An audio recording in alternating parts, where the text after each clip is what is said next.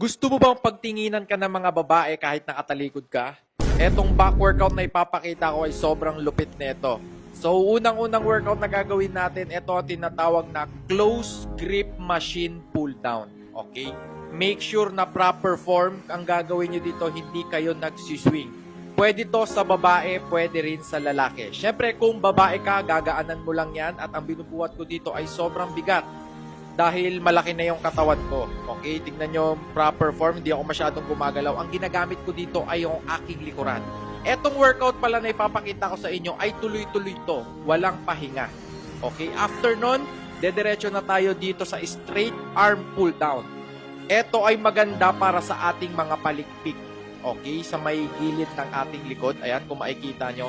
Dapat yon ang humahatak sa inyong workout. Kasi kung ang gagamitin nyo dito ay yung inyong arms, ay hindi lalaki ang inyong back at hindi magkakakats. Okay, so ayan. Make sure proper form guys. Ayoko yung nagsiswing. So ayan, after nung second workout na yon, tuloy-tuloy to guys Super set to. Walang pahinga kaya nakakapagod. 10 to 15 repetitions lahat ng pinapakita ko sa inyo. Pero kung 10 lang kaya mo, syempre okay lang yan. Basta walang pahinga. Kung kaya mong gawing 15 to 20, syempre mas okay. So eto na ang ating susunod na workout. Tuloy-tuloy yan. Kung makikita nyo, sobrang bagal ko na dito at napapagod na kasi ako dyan. Kasi tuloy-tuloy yan. Ayan. Tapos syempre kahit 5 seconds mag-flex ka, pakita mo yung likod mo. Then diretso tayo dito sa dumbbell tawag dito, dumbbell rowing. Okay, dumbbell rowing. Ayan, dumbbell rowing yan guys. 10 to 12 repetitions yan. 10 to 15 pala. Okay, yan. Kung makikita nyo, yung weights, ayan no, yung dumbbell, nilalagay ko, hinahatak ko papunta dun sa aking bewang. Ang target muscle naman nito ay sa ating lower palikpik. Okay, lower palikpik para humaba ang inyong back. Magandang gawin to dahil pag tumatalikod ka minsan, syempre, ang tawag sa'yo ay talikogenic, di ba? Pag maganda yung likod mo, ang angas mo. Ayan, no?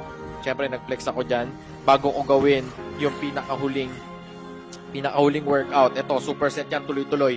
Make sure na 4 hanggang 5 beses yung gagawin yan na tuloy-tuloy. Okay? After netong set na to, magpapahinga ka lang ng 30 seconds to 1 minute, then gagawin mo na yung second set. Okay? Ang last workout natin ay deadlift. Okay? Yan.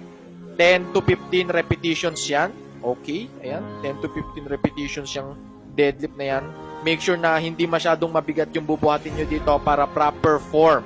Ayan, no? Para proper form, ha? Yan. So, pag maganda yung form mo dito, hindi ka mai-injury. Kasi yung iba, binibigatan nila masyado, delikado yun. Pwede kang ma-injury doon. At pag na-injury ka, wala na. Tapos na ang boxing. Tapos, goodbye career. Hindi ka napapayat. Tapos, wala ka pang mapapabilib sa inyong community. Diba? Yan sinasabi ko sa inyo. Siyempre, mag-flex ka after nyan. Ipakita mo